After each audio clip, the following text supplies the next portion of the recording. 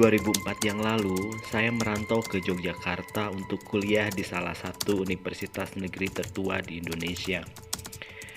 Selayaknya mahasiswa baru yang merantau, hal pertama yang menjadi urusan terbesar adalah tempat tinggal alias kos-kosan.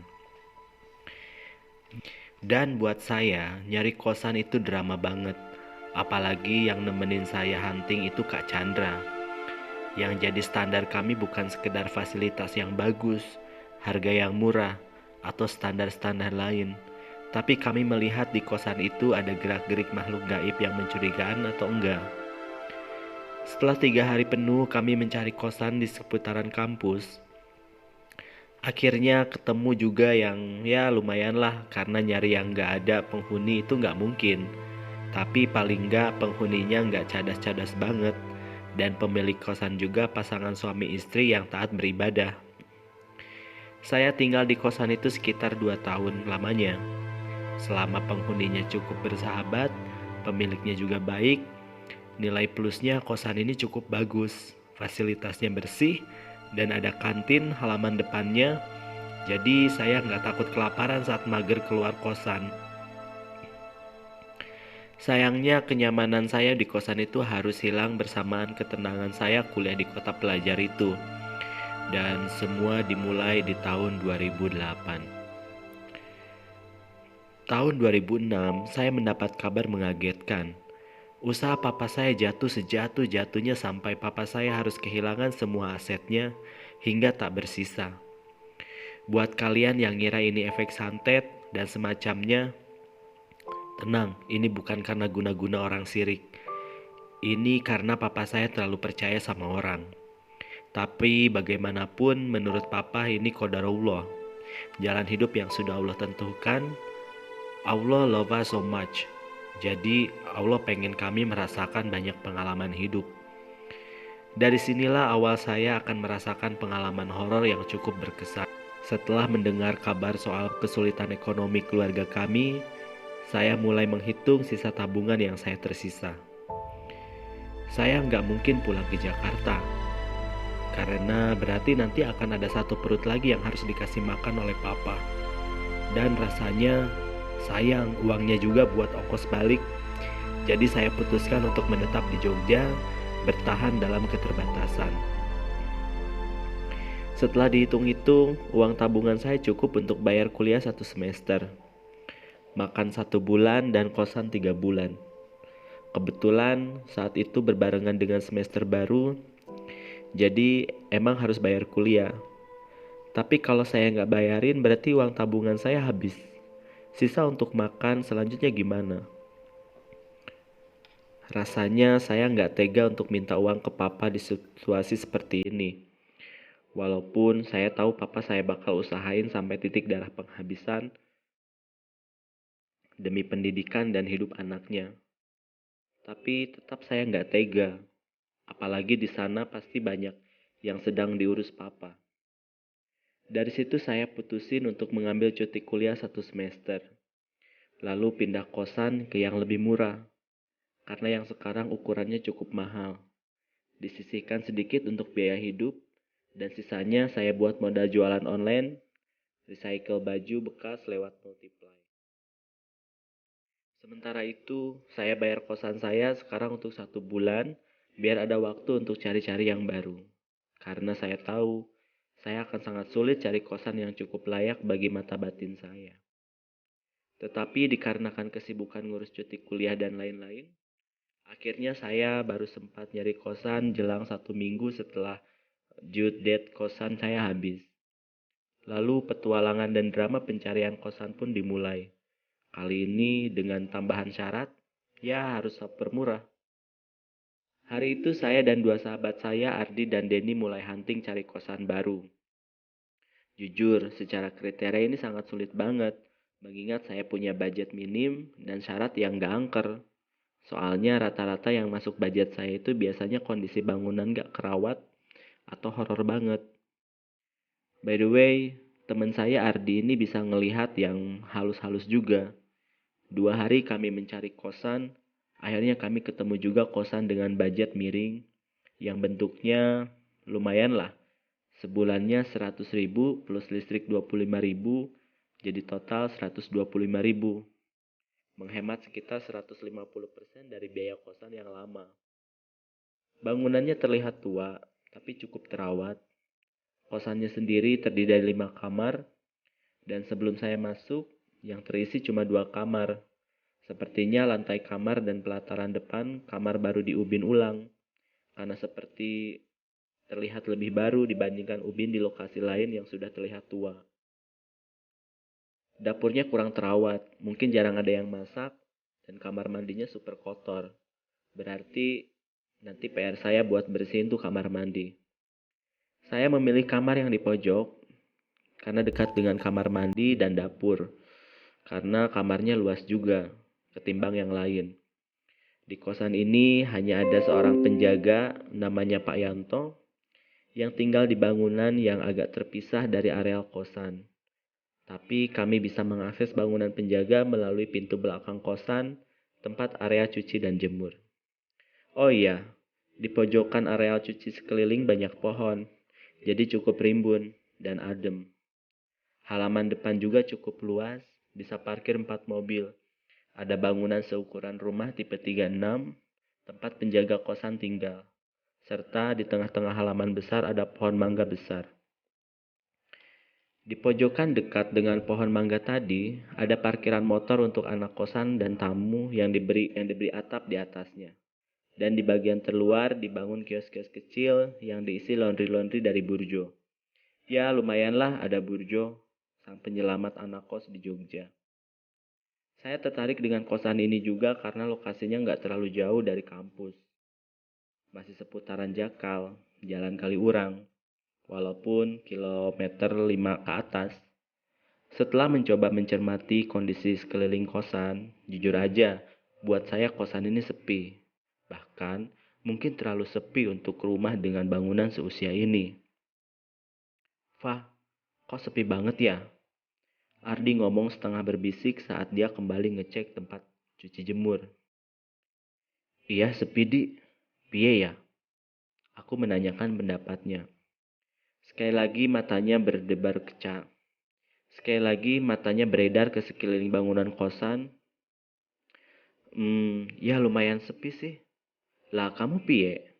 Dia balas bertanya. Ya dicoba aja lah, waktunya mepet juga kata saya akhirnya sambil keputusan untuk mengambil kosan itu.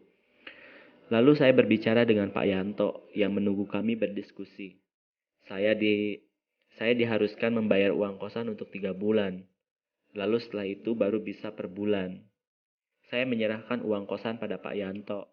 Setelah Pak Yanto pamit, sebentar ke dalam rumahnya untuk mengambil kwitansi. Saat Pak Yanto pamit, sayup-sayup kami mendengar suara tangis bayi baru lahir.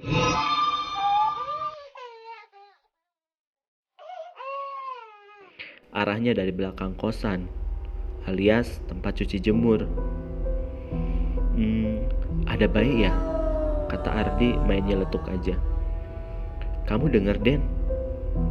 Tanya Ardi kali ini ditunjukin kepada Denny. Kayaknya Ardi ngetes, kalau Denny gak denger berarti mungkin bukan tangisan bayi beneran. Denny terdiam seperti pasang telinga, lalu beberapa saat kemudian dia mengangguk. Denger Di? Tak berapa lama Pak Yanto kembali menyerahkan kwitansi dan kunci kamar. Punya bayi baru lahir Pak? Atau cucunya? Tanya saya basa-basi karena memang usia Pak Yanto cukup tua untuk punya bayi lagi.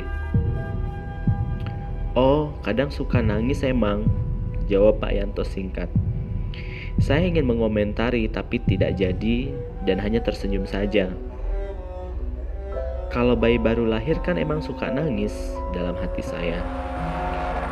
Lalu saat kami sedang ingin pamit pulang, tiba-tiba pintu kamar sebelah terbuka dan keluar seorang laki-laki dan perempuan yang kemungkinan seusia dengan kami, sepertinya mahasiswa juga.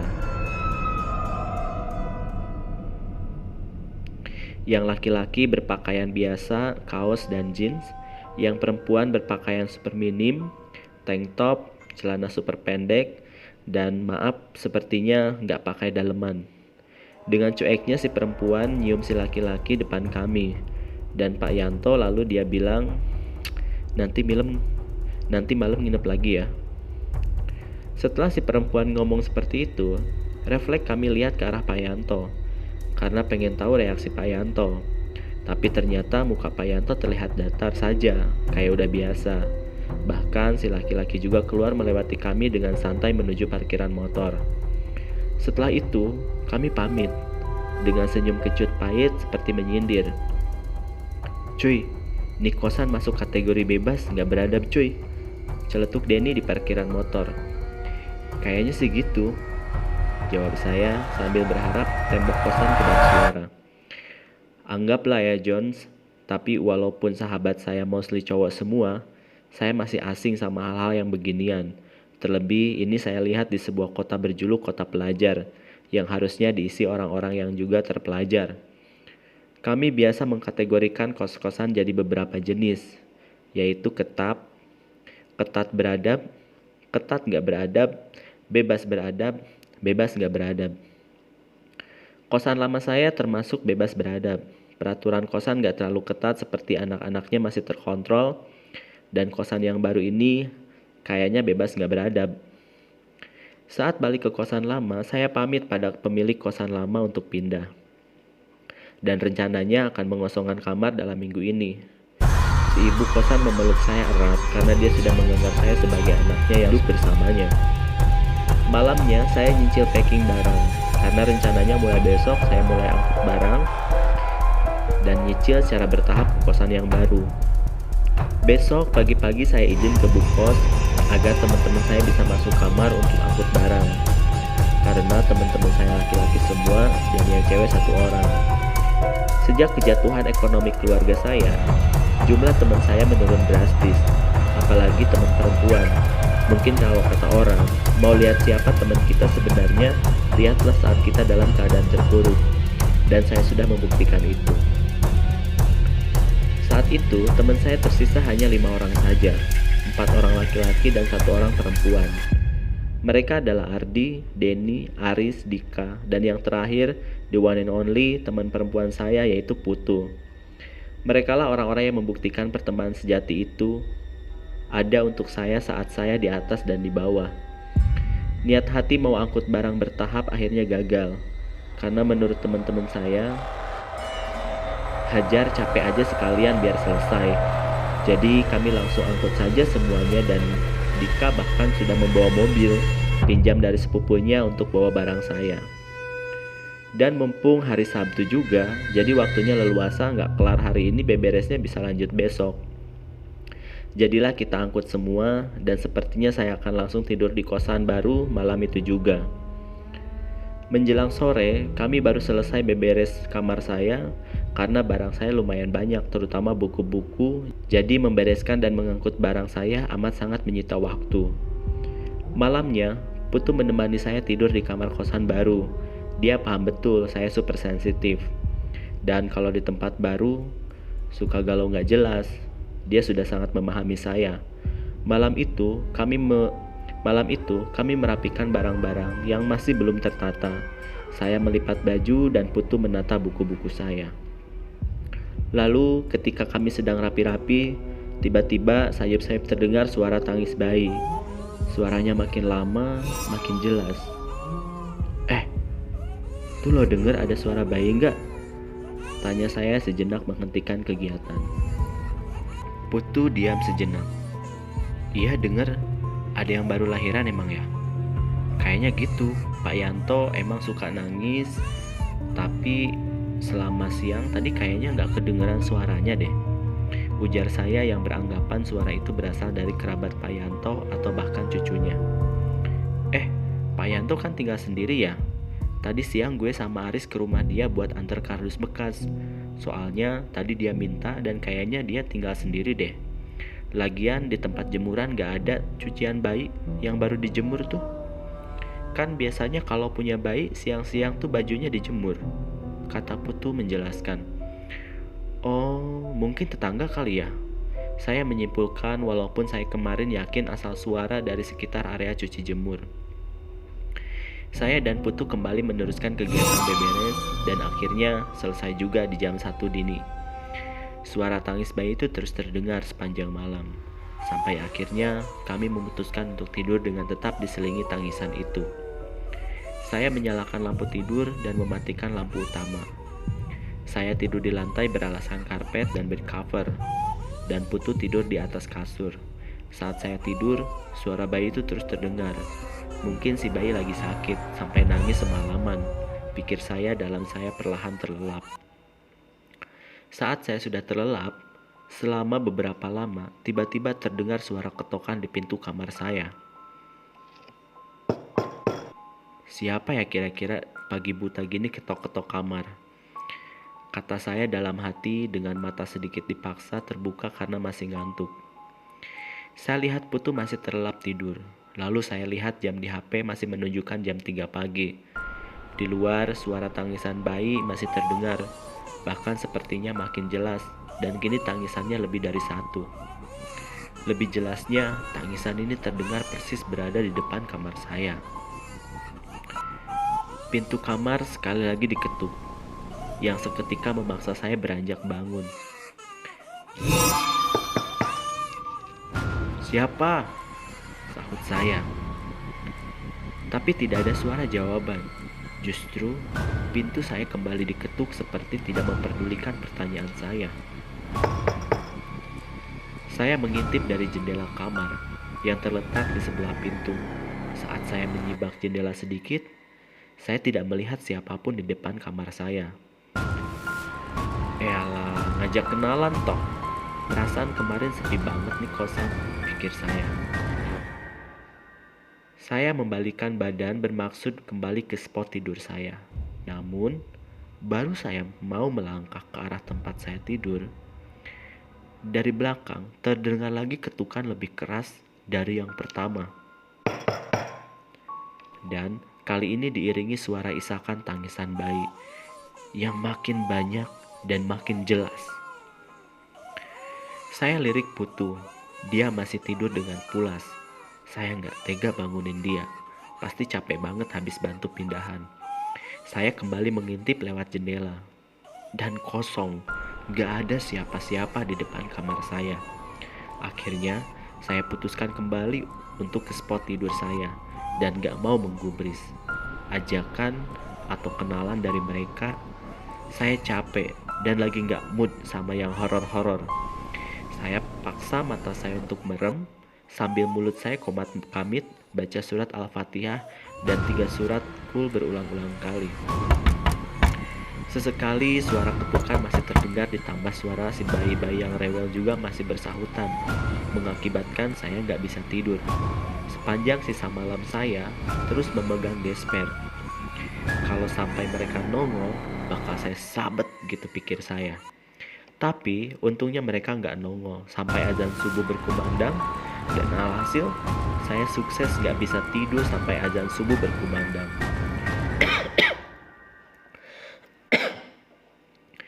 Saya sholat dan memainkan laptop sambil otak-atik halaman jualan saya di Multiply.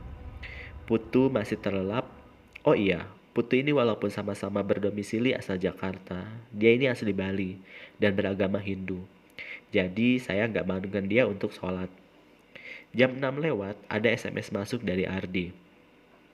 "Aku ning Burjo, depan kosanmu, Kalaris." Ardi dan Aris ini temenan dari SMP. Mereka berdua asal dari Magelang. Ardi satu fakultas dengan saya dan sering sekelas. Sedangkan Aris anak fakultas tetangga. Bisa dibilang mereka itu paket lengkap, kemana-mana selalu berdua. Put, Ardi sama Aris di Burjo depan. Lo mau ikutan sarapan gak? Saya coba membangunkan Putu. Ya gue ikut. Bentar, gue meremin mata 5 menit lagi. Putu menjawab dengan mata masih merem. "Gue sikat gigi sama cuci muka dulu ya. Gue balik, lo udah harus melek lo ya," kata saya sambil bergegas keluar kamar dan membawa peralatan mandi ke kamar mandi. Jujur, saya agak stres sama keadaan kamar mandi kosan ini. Lantai dinding serta baknya hitam. Ini bakal PR banget buat gue ngebersihinnya. Untung airnya masih bersih. Jadi saya cuci muka dan gosok gigi langsung dari keran. Keluar kamar mandi, saya lihat tetangga saya lagi melepas cowoknya pulang. Kami bertemu mata dan saya melempar senyum serta menegur mengajak kenalan. "Halo Mbak, aku Eva penghuni kosan," sapa saya.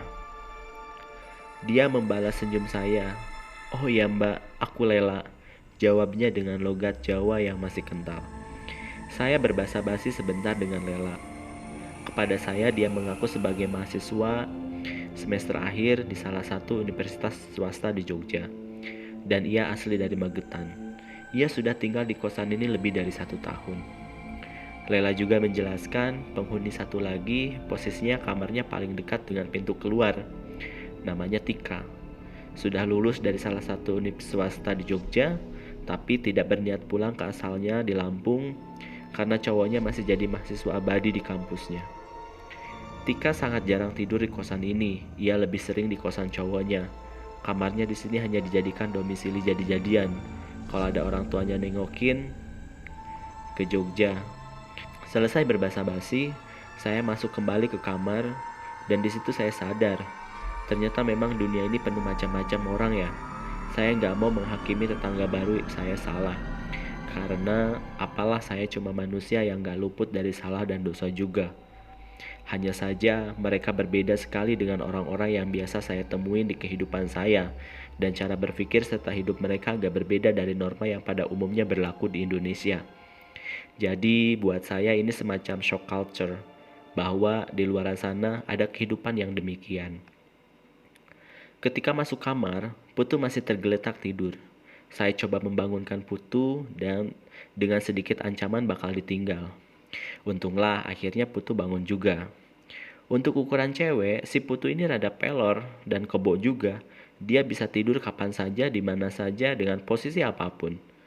Setelah Putu membersihkan diri, kami berjalan ke burjo. Kami melihat Ardi dan Aris lagi menikmati mie tek-tek, telur, dan teh manis anget.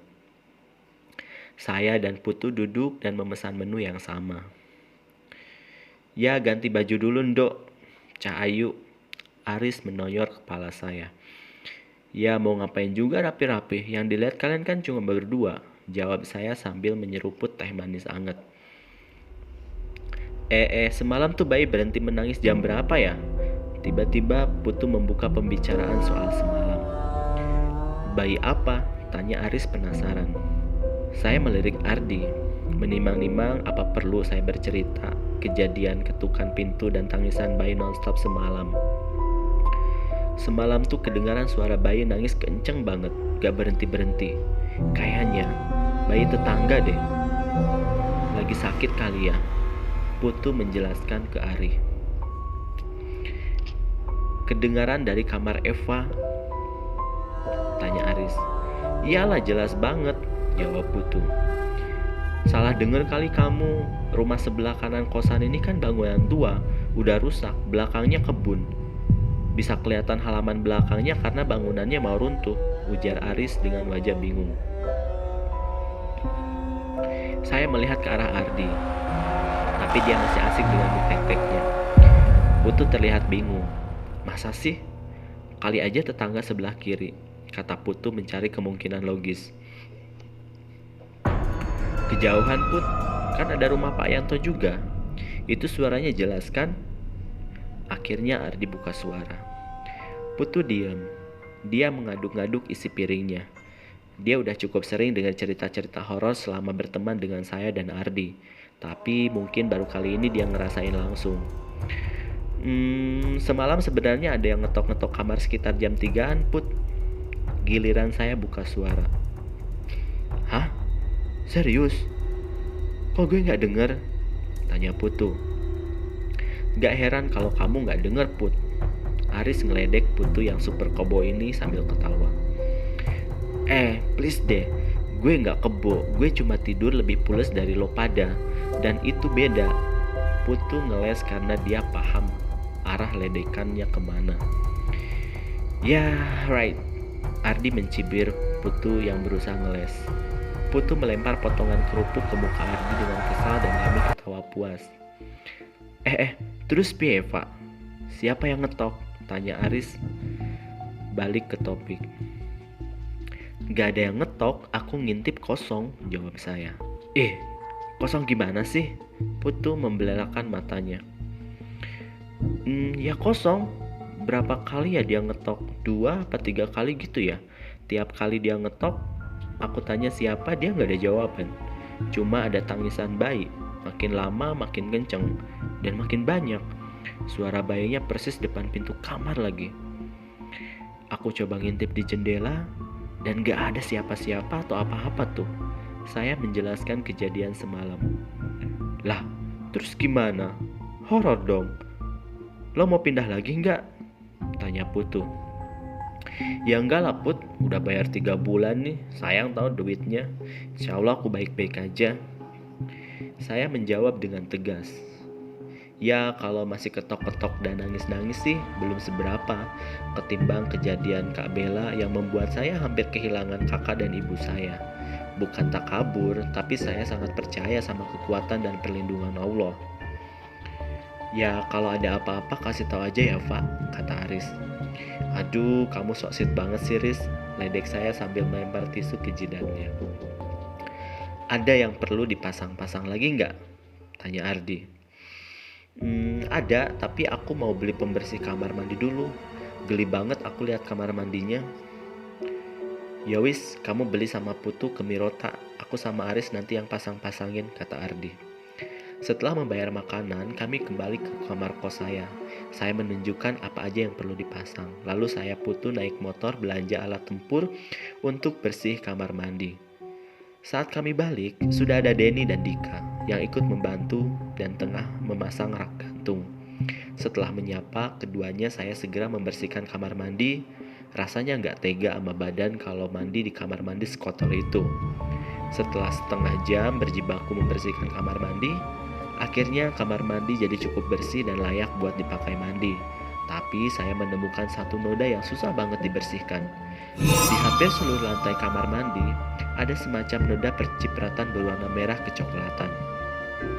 Saya sudah coba siram dengan air pembersih yang digosok-gosok berkali-kali, tapi noda ini tetap gak hilang-hilang. Dan malah warnanya makin lama makin jelas.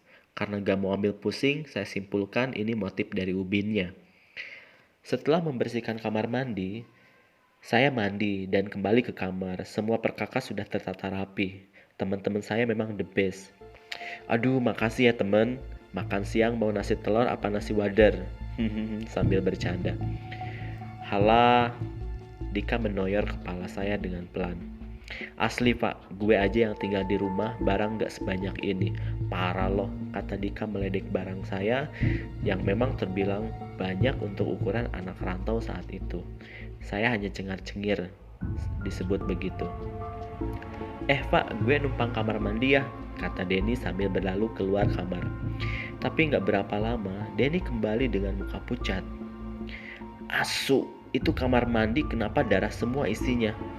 Kata Denny sambil mengumpat dan wajahnya sambil terlihat sangat shock. Hah? Darah? Saya dan Ardi langsung menuju kamar mandi. Tapi saat kami lihat, gak ada apa-apa. Kondisinya masih sama dengan yang terakhir saya lihat. Hanya saja bercak darah kecoklatan yang gak bisa dihilangkan itu masih terlihat jelas. Wah, sini Den, siang-siang ngelindur, Ardi ngedumel. Terus, kamu urung ngising? Tanya Ardi ke Denny. Urung, kata Denny. Hilang feeling tadi pas buka pintu di lantai ada kubangan darah. Serius gak bohong cuy, kata Denny lagi. Mana, ini gak ada apa-apa. Atau mau ku temanin po? Mana, ini gak ada apa-apa. Sini aku temenin. Ardi ngeledek Denny. Halah, minggir-minggir, gak takut gue, kata Denny mengusir kami dari kamar mandi. Denny lalu masuk kamar mandi, sementara saya dan Ardi kembali ke kamar. Pak, kamu kalau tutup pintu jangan lupa baca Qul Hu dulu, surat Al-Ikhlas ya, kata Ardi sebelum masuk kamar. Ngapa tadi?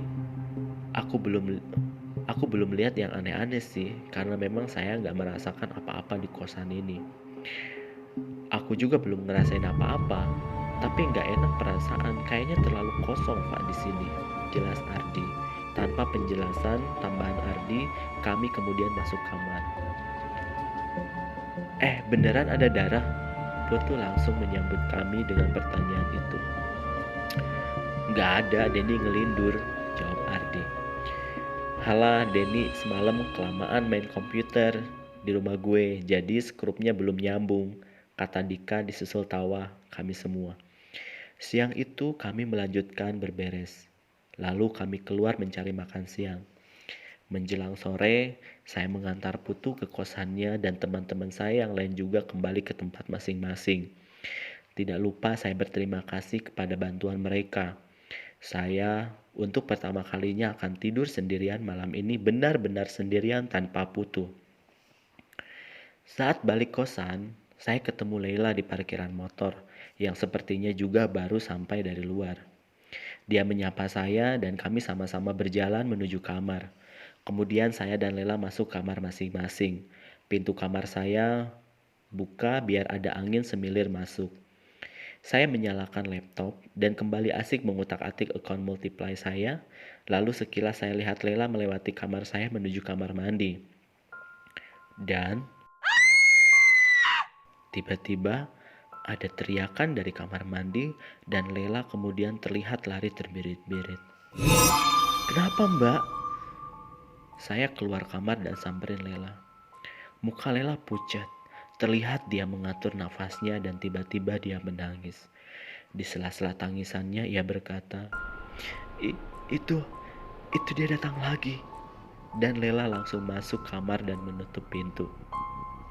Hah? Siapa yang datang lagi? Ada masalah apa sama kamar mandi? Saya nggak sempat bertanya karena Leila langsung pergi. Karena nggak paham maksud Leila dan dia juga mengunci kamar, yang menandakan dia nggak mau diganggu, saya masuk ke kamar dan kembali menyusun barang-barang kecil saya. Entah berapa lama saya sibuk menyusun barang dan tanpa terasa langit sudah mulai gelap. Saya menyalakan lampu kamar dan keluar dari kamar untuk menyalakan lampu pelataran kosan.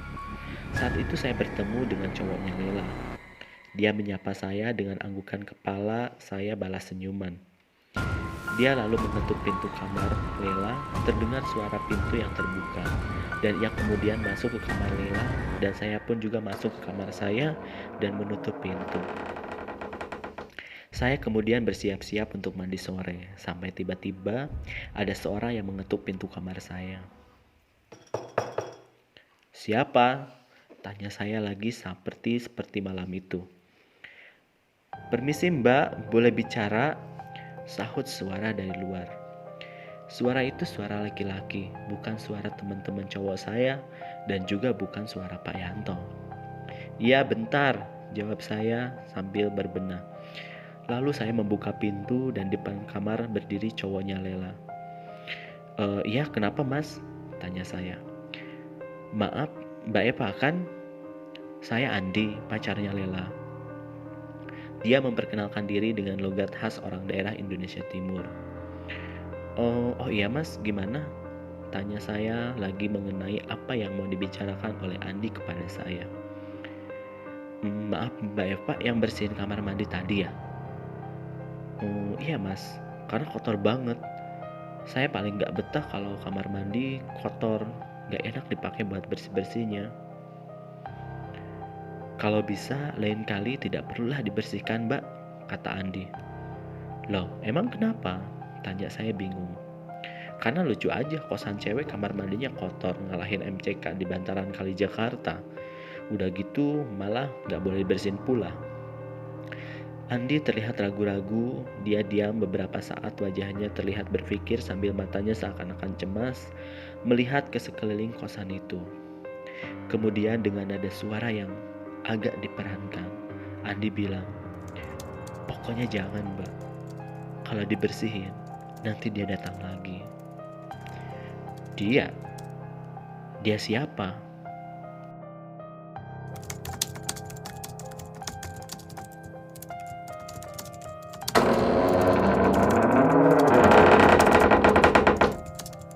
Dia ada di belakang.